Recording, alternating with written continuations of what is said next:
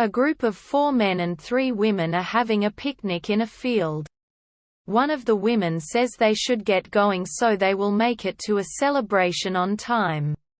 And the group cleans up and walks into the woods. A man emerges from the trees and, smiling, links arms with Carol, one of the picnickers. Several other men appear and forcibly direct the picnickers to a clearing. The group of men bring a table and chair out of the woods and place it in the clearing. Their leader sits down and asks the picnickers if they are enjoying their trip to the country. Carol demands to be told what is going on. But the leader's second-in-command just tells the picnickers to spread out.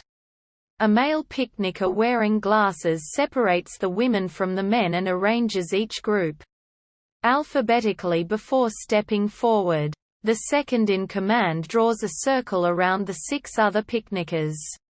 And the leader says they cannot cross the line. Carol tells the leader to leave them alone. But the other picnickers ask him to stop being defiant. The picnicker wearing glasses diplomatically tries to discover why he and his friends have been stopped. And the leader eventually says this has all been a joke. One of the female picnickers says she needs to go to the bathroom and is let out of the circle and led into the woods. Carol says he is leaving and crosses the line without permission. The leader goes after Carol, who knocks him down. So he sicks his followers on Carol.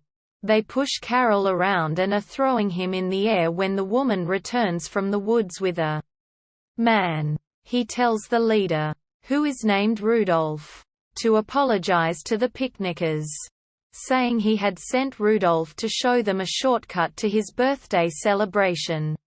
The host tells the picnickers he adopted Rudolph the day before and apologizes himself. The picnickers respond by putting the blame for the interaction in the clearing on Carol as much as on Rudolph. Some other guests come out of the trees and exchange greetings with the picnickers before everyone walks down a steep slope through the woods to reach a lake. There are numerous tables and chairs on the shore, complete with white tablecloths and fancy table settings. When dinner is about to start, one of the picnickers starts to cry. She reveals her husband, who had not said anything in the clearing, has left. Everyone begins to eat before she notices she has sat at the wrong place, which prompts her and almost everyone else switch to their assigned seats. The host, annoyed by the commotion, asks Rudolph why there is not an empty chair if one of his guests is not there. Rudolph begins to look for a missing chair and the host tries to find out why the husband left. None of the picnickers can understand why he responded differently to what happened in the clearing than they did, and one of them suggests they forget about it. The host agrees, saying it is necessary to forget some things, and calls for the next course. Rudolph finds the missing seat next to the missing picnicker's wife. It had gotten pushed under the table. Rudolph is unable to forget about the missing guest and asks the host if he can go looking for the man. He asks the host to order his men to go with him. But the host refuses to ask guests to leave in the middle of dinner. The host says it would be all right if the picnicker wearing glasses encourages people to go with Rudolph. However, so the picnicker gives a speech.